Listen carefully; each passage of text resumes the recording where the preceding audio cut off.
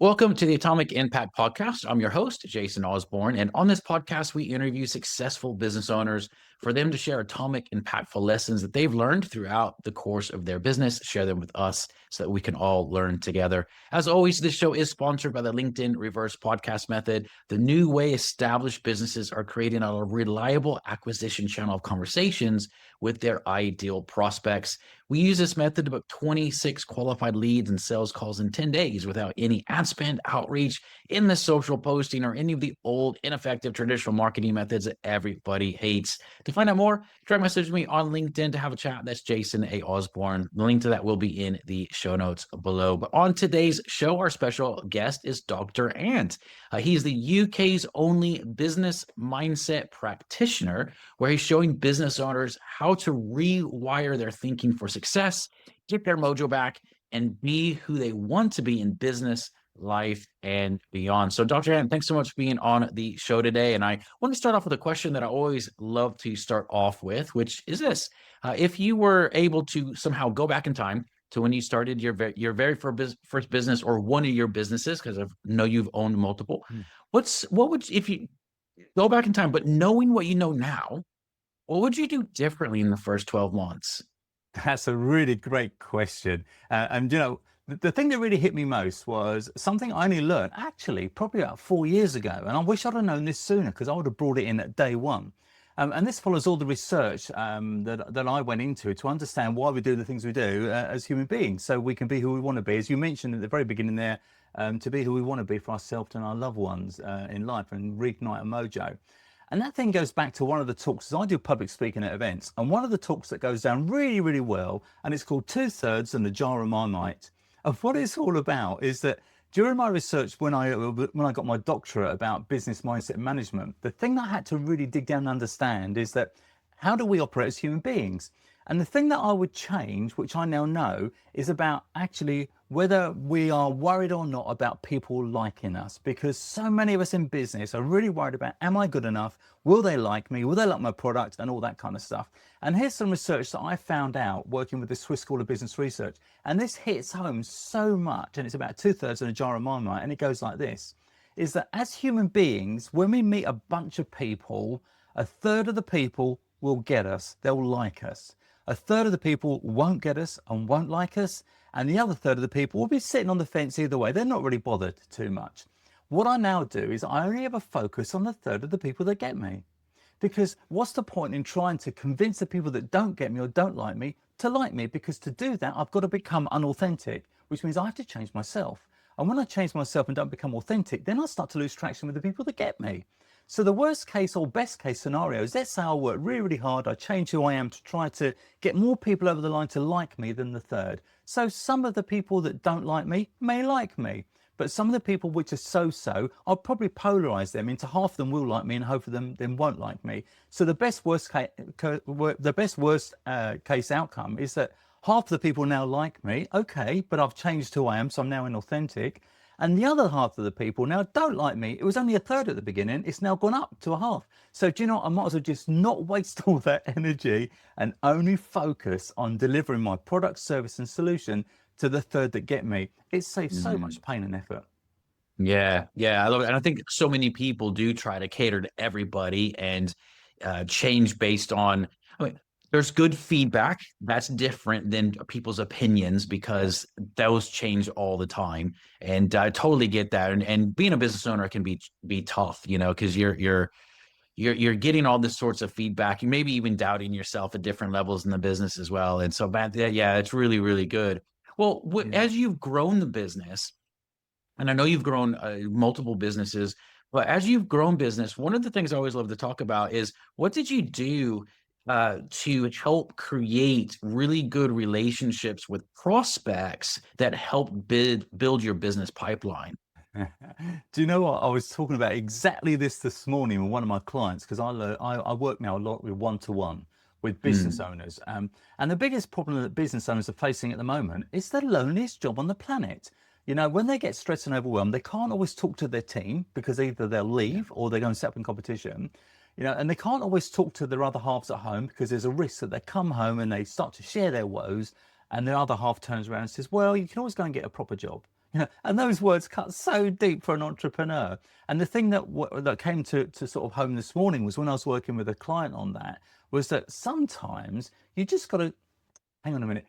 Can you just remind me what the initial question was? I want to make sure I answer this really specifically, what you just asked me. Yeah, yeah. So what's something that people can do, or what? Sorry, rather, what have you done to help build Yeah, relationships with perfect. prospects to help move them Yeah, into clients? So what have perfect. you done to do that? Yeah, yeah. So what I've done, and what I was explaining to my client this morning, is that we have two sorts of listening. We have listening to understand, and then we have listening to respond.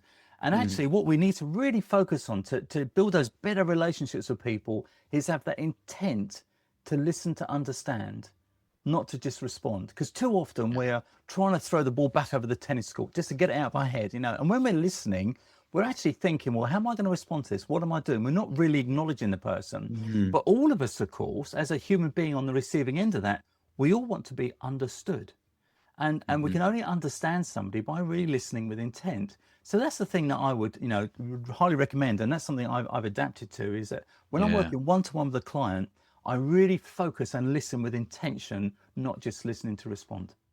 Yeah, yeah, which is it's one of those things I think everybody theoretically knows to do that, but we don't, you know. And so I think being that reinforcement of a reminder of that is so incredibly important because that is really helping uh, create those conversations where they feel understood is such a powerful way to move prospects into clients for sure. Well, one Yeah. of the things that I like, we talked about it being a lonely road and it can be really lonely and isolating. So one of the things that I always like to talk about are the challenges that we go through in business, because if we know that we all go through them, we're not we're not alone in that situation. It's not only us that has experienced certain things, then it helps everybody along the way. So throughout the course of your businesses, what's the number one biggest thing that stands out to you in terms of the biggest challenge that you've had to face? And what's the lesson that you learned from that? And the challenge could be in any area of the business, but what's the number one biggest challenge you've had to face so far and the lesson you learned from that? Do you know what? This is going to sound really bloody weird, right? The biggest challenge I had to face in business was significant success. Isn't that Okay. weird? Most people think, well, that's what I want. You know, most people think about dealing with failure and setbacks and cash flow. But no, my biggest challenge was dealing with success, because what I became so successful in my last business, that everybody wanted a slice of the action. And it then became a situation, well, do they really want to be working with me because there's an opportunity, because they like me, because I was still living in that place back then of, am I good enough? Yeah, and that was a motivation. But actually what that then meant was that I was constantly looking over my shoulder. You know, why are these people wanting to be behind me? What is it they're trying to get? And it created so much of a problem that my product becomes so successful that then I ended up with companies in China faking my product. And you then got to deal with copycat product. And in actual fact, the whole thing became a tsunami of stress because everybody wanted the product. And that's really weird. But actually dealing with that success was something I found really, really challenging. Mm. So what about it was challenging? The challenging thing is that because of the success, we then had to deal with a company dealing with copyright and fake product. And Mm. I'll tell you that our product was a tea-based product. And what then happened was we used to sell in a major UK retailer. We were the number one product in the UK in Holland and Barrett. And what was then Wow. happening was Holland and Barrett would then come to me and say, we've seen your product for sale cheaper than what you're selling it to us. And I said, well, that's not possible. And they said, well, it is, because we bought some and it's exactly the same. And that's my first idea of it. And what was happening, I didn't realize, was in China, our product supplier was also then replicating it and selling it on the black market themselves. Wow. And we had and that was the biggest challenge of that success, was that we actually created such a strong demand for the product. People just jumping on the cash cow. And that was very stressful Mm. to try and deal with, because we had no legal recourse in China. Wow. So what ended up happening then? What ended up happening, we ended up losing that particular part of the business, because it became Wow. so insidious. And we ended up spending so much money on legal fees trying to stop something which was a tsunami we had no power to stop. It was just down to the Mm. basic human greed of people overseas seeing our product, seeing it was great, and jumping on the bandwagon, which I guess is what the Yeah. case is when you've got a level playing field, such as online, like eBay and Alibaba and all those kinds of products. Yeah. Yeah. For people that may be in that same situation, or they're thinking about a product and maybe a service. I mean, obviously services, I mean, an accountant is an accountant, right? Like Yeah. it's, they sell the same thing. But in terms of all things being equal, I don't want to annoy an accountant. It's like, no, I do something different. But what's if you were to go back and do something differently, would you have done that to protect yourself better? Or is there Yeah, just nothing you can do about absolutely. that? Yeah, there was definitely other ways of doing it. And I'll tell you the example was that, for instance, this particular product from China, we had everything bagged, produced, sealed in a box, ready in China. So when it landed in the UK, we thought we were being efficient with our costings. That when it landed in the UK as a container load of products, because we used to Yeah. 2 or 3 containers at a time, we could then go ship straight to our distribution center and straight to the stores. In hindsight, what I would now do is actually bring the product in raw and then control that packaging, the quality assessment in the UK. So we had feet Yeah. on the ground in the UK. Wow. Yeah, yeah. No, that's what a I mean, it's not fun going through, but it's amazing. Thank you for sharing it, because I think it's just little things like that that when people hear it, they're like, okay, I'm not going through something that bad. Or they're like, okay, I'm going through something that bad. But it's just Yeah, the yeah, lessons you learn, and you're here, you're still here. You survived it, which is, yeah. something I think we all have to be mindful of, because when we're going But through it, it can feel unsurvivable sometimes. do you know what? That's the whole point, Jason. Is that that point? The reason why I do what I do now is my focus is Yeah. purely helping business owners and entrepreneurs when they get in a pickle in their mind. That's all I do.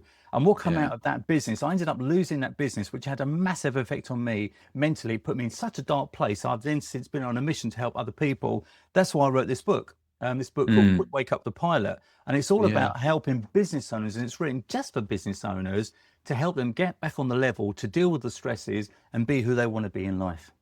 Yeah, that's amazing. That's amazing. I love that. I love just hearing stories like that. I think they're quite inspirational, even when it looks like it's failed, what it helps bring you into in that next chapter, which is fantastic. But Well, you know, yeah, go on. Yeah, yeah. you're absolutely bang on there, Jason. Because you know the thing is that we forget that in America, in the States side, it's looked at celebrated that when you fail, you learn. But in the UK, unfortunately, us Brits, we kind of look at failure in a different way. But you know what? It's only when we fall over and scratch our knees we learn not to fall over again.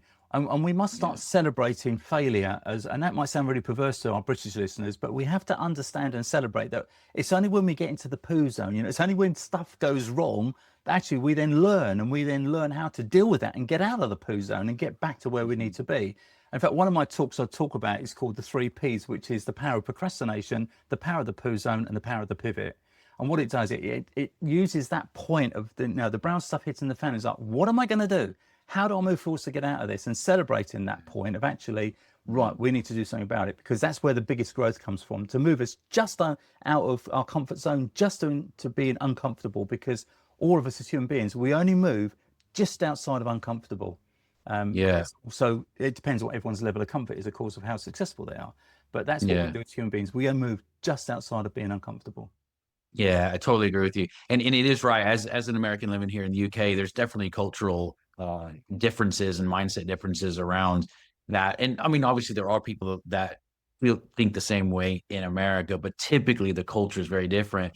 But I Yes. think it's important to look at the overall themes of it, because even people here in England, every successful, quote unquote, successful person I've talked to that's British has the exact same mindset of every quote unquote failure is a learning experience to grow Has to in. be. And it's not, some people may see it as an American mindset, but it's actually a success principle.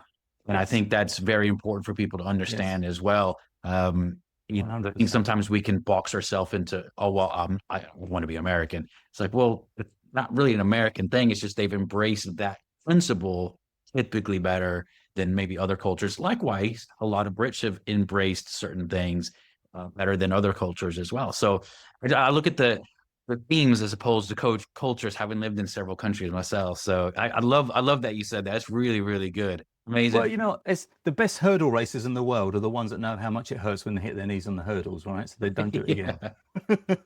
Yeah, that's good. I've never heard that analogy before, but that's true. That's true. Well, Dr. Ann, for people that are looking to get in touch with you and maybe learn a little bit more about what you do, what's the best way for them to get in touch with you? Yeah, well, Google has the answer, right? So Dr. Ant, DR for doctor, and then ANT, and that will come straight to me in some way, shape, or form. You can also look on Amazon for my book called Quick Wake Up the Pilot. That's all about waking up our autopilot that takes us to where we are in life. My website is dr-ant.co.uk, so dr-ant.co.uk.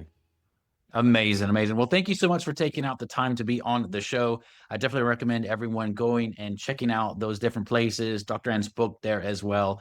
And I just really appreciate you being on the show today and just sharing your wisdom, your experience, some of the pains of business, but also some of the joys of it as well. So thank you very much. And as a reminder for everyone listening, this show is sponsored by the LinkedIn Reverse Podcast Method, the new way established businesses are creating a reliable acquisition channel of conversations with their ideal prospects that doesn't rely on any of the old traditional ineffective marketing methods that everybody hates. To find out more, direct message me on LinkedIn to have a chat. That's Jason A. Osborn on LinkedIn. That link will be in the show notes below. And until next episode, stay inspired.